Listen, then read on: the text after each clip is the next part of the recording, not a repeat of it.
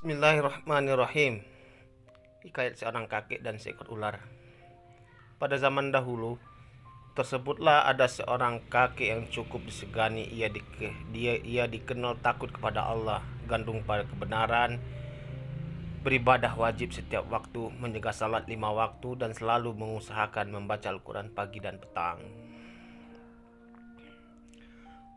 Selain dikenal alim dan taat, ia juga terkenal berotot, kuat, dan berotak encer.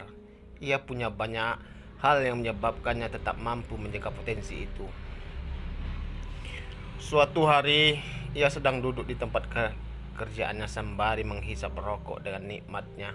Sesuai kebiasaan masa itu, tangan kanan memegang tasbih yang senantiasa berputar setiap waktu di tangannya. Tiba-tiba seekor ular besar menghampirinya dengan terpogoh-pogoh rupanya. Ular itu sedang mencoba menghindar dari kejaran seorang laki-laki yang kemudian datang menyusulnya membawa tongkat. "Kek," panggil ular itu benar-benar memelas. "Kakek kan terkenal suka menolong. Tolonglah saya, selamatkanlah saya agar tidak dibunuh oleh laki-laki yang sedang mengejar saya itu. Ia pasti membunuh saya begitu berhasil menangkap saya tentunya. Kamu baik sekali jika mau membukakan mulut lebar-lebar supaya saya dapat bersembunyi di dalam. Demi Allah dan demi ayah kakek, saya mohon kabulkanlah permintaan saya ini." "Ulangi sumpahmu sekali lagi," pinta si kakek takutnya. "Setelah mulutmu kubuka, kamu masuk ke dalamnya, dan selamat budi baikku kamu balas dengan keculasan. Setelah selamat, jangan-jangan kamu malah mencelakai saya." Ular itu mengucapkan sumpah atas nama Allah bahwa ia tak akan melakukan itu sekali lagi. Usaha itu mengucapkan sumpahnya, kakek pun membuka mulutnya sekira-kira dapat untuk ular itu masuk. Sejurus kemudian datanglah seorang pria dengan tongkat di tangan. Ia menanyakan keberadaan ular yang hendak dibunuhnya itu. Kakek mengaku bahwa ia tak melihat ular yang ditanyakan dan tak tahu di mana ular itu berada. Tak berhasil menemukan apa yang dicari, pria itu pun pergi. Setelah pria itu berada agak jauh, kakek lalu berbicara kepada ular. "Kini kamu aman, keluarlah dari mulutku agar aku dapat pergi sekarang." Ular itu menyembulkan kepalanya sedikit lalu berunjar, "Kamu mengira sudah mengenal lingkunganmu dengan baik, bisa membedakan mana orang jahat dan mana orang baik, mana yang berbahaya bagimu dan mana yang berguna. Padahal kamu tak tahu apa-apa, kamu bahkan tak bisa membedakan antara makhluk hidup dan benda mati. Buktinya kamu biarkan saja musuhmu masuk ke mulutmu, padahal semua orang tahu bahwa ia ingin membunuhmu setiap ada kesempatan. Sekarang ku beri kamu 2 pilihan, terserah kamu memilih yang mana, mau kumakan hatimu atau kumakan jantungmu. Kedua-duanya sama-sama membuatmu sekarat," kontak ular itu mengancam.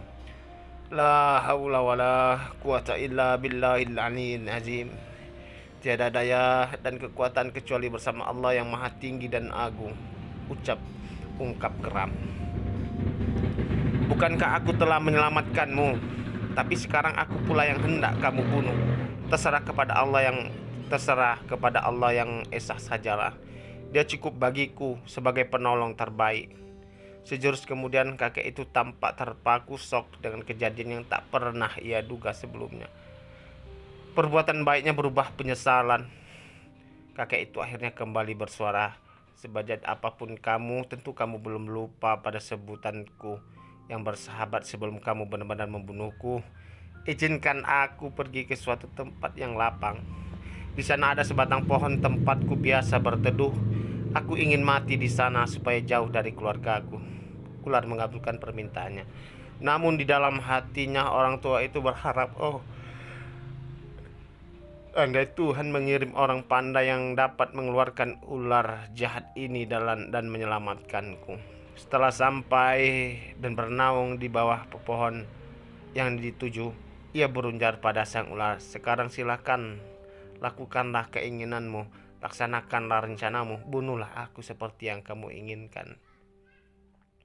Tiba-tiba ia mendengar sebuah suara yang mengalun merdu tertuju padanya. "Wahai kakek yang baik budi, penyantun dan pemurah, wahai orang yang baik, rekam jejaknya, ketulusan dan niat hatimu yang suci telah menyebabkan musuhmu dapat masuk ke dalam tubuhmu, sedangkan kamu tak punya cara untuk mengeluarkannya kembali. Coba engkau pandang pohon ini, ambil daunnya beberapa lembar lalu makanlah. Semoga Allah senantiasa membantumu." Anjuran itu kemudian ia amalkan dengan baik sehingga ketika keluar dari mulutnya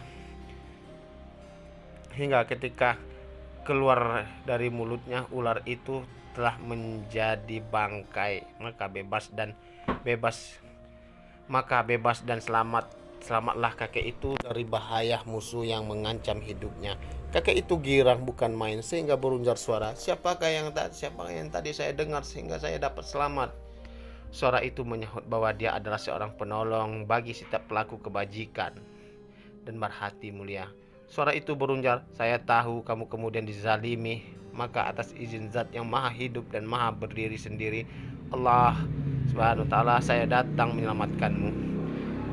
Kakek bersujud seketika tanda syukur kepada Tuhan yang telah memberi pertolongan dengan mengirimkan seorang juru penyelamat untuknya.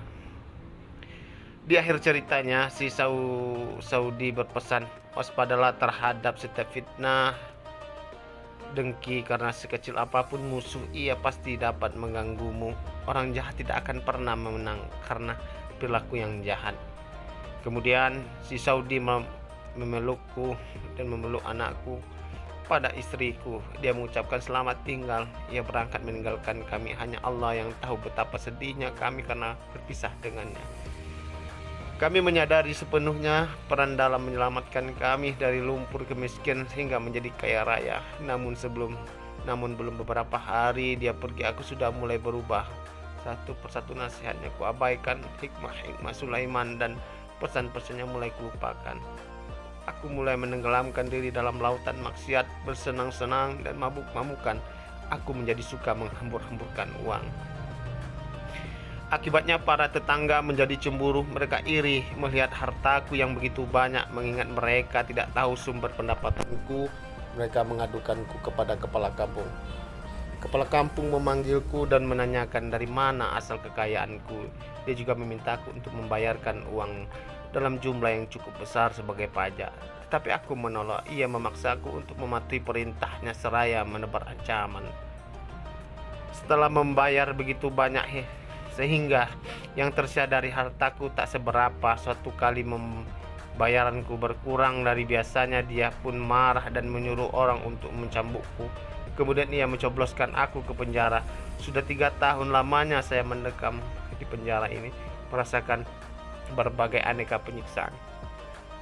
Tak sedikit pun saya lewatkan kecuali saya meminta kepada Zat yang menghamparkan bumi ini dan menjadikan langit begitu tinggi agar segera melepaskan saya dari penjara yang gelap ini dan memulangkan saya pada istri dan anak-anak saya. Namun tentu saja saya tak akan dapat keluar tanpa budi baik dari Baginda Rasid, Baginda yang agung dan menghukum dengan penuh pertimbangan.